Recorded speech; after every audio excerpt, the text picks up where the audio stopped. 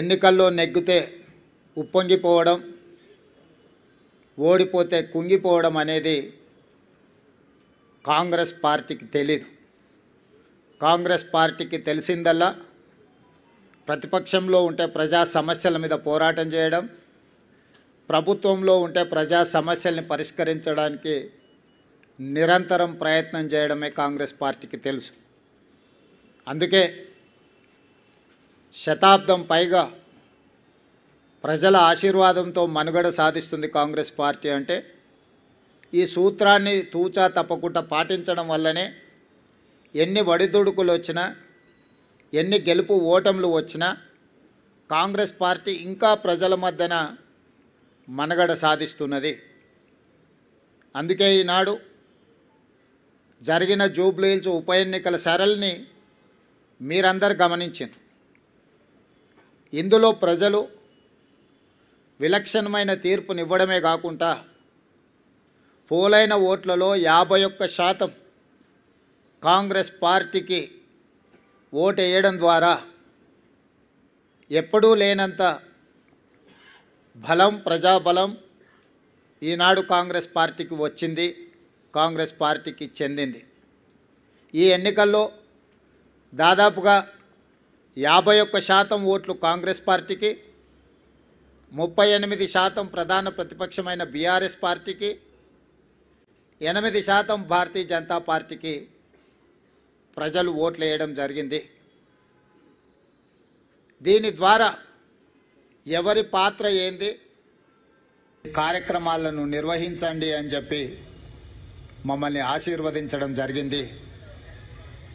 దీన్ని ప్రజల యొక్క ఆశీర్వాదంగా, దీన్ని ఒక బాధ్యతగా కాంగ్రెస్ పార్టీ నాడు స్వీకరించడం జరిగింది.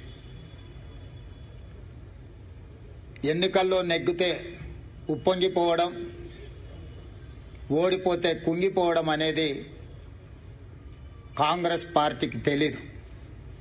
కాంగ్రెస్ పార్టీకి తెలిసిందల్లా ప్రతిపక్షంలో ఉంటే ప్రజా సమస్యల మీద పోరాటం చేయడం, ప్రభుత్వంలో ఉంటే ప్రజా సమస్యల్ని పరిష్కరించడానికి నిరంతరం ప్రయత్నం చేయడమే కాంగ్రెస్ పార్టీకి తెలుసు.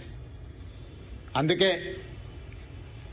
శతాబ్దం పైగా ప్రజల ఆశీర్వాదంతో మనుగడ సాధిస్తుంది కాంగ్రెస్ పార్టీ. అంటే ఈ సూత్రాన్ని తూచా తప్పకుండా పాటించడం వల్లనే ఎన్ని ఒడిదుడుకులు వచ్చినా, ఎన్ని గెలుపు ఓటములు వచ్చినా కాంగ్రెస్ పార్టీ ఇంకా ప్రజల మధ్యన మనుగడ సాధిస్తున్నది.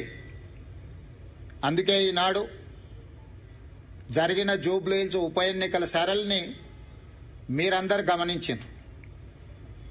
ఇందులో ప్రజలు విలక్షణమైన తీర్పునివ్వడమే కాకుండా పోలైన ఓట్లలో 51% కాంగ్రెస్ పార్టీకి ఓటేయడం ద్వారా ఎప్పుడూ లేనంత బలం, ప్రజాబలం ఈనాడు కాంగ్రెస్ పార్టీకి వచ్చింది, కాంగ్రెస్ పార్టీకి చెందింది. ఈ ఎన్నికల్లో దాదాపుగా 51% ఓట్లు కాంగ్రెస్ పార్టీకి, 38% ప్రధాన ప్రతిపక్షమైన బీఆర్ఎస్ పార్టీకి, 8% భారతీయ జనతా పార్టీకి ప్రజలు ఓట్లు వేయడం జరిగింది. దీని ద్వారా ఎవరి పాత్ర ఏంది, గత 2 సంవత్సరాల నుంచి ప్రజలు నిశితంగా గమనించి ఒక నిర్ణయానికి వచ్చి ఈనాడు ప్రజలు ఈ విధమైన తీర్పును ఇవ్వడం జరిగింది. అందుకే ఈనాడు ఈ బాధ్యతను తీసుకొని ముఖ్యంగా తెలంగాణ రాష్ట్ర బడ్జెట్లో 60 నుంచి 65% ఆదాయము ఈ జంట నగరాల నుంచి, ఈ ప్రాంతం నుంచే మన ప్రభుత్వానికి వస్తున్నది.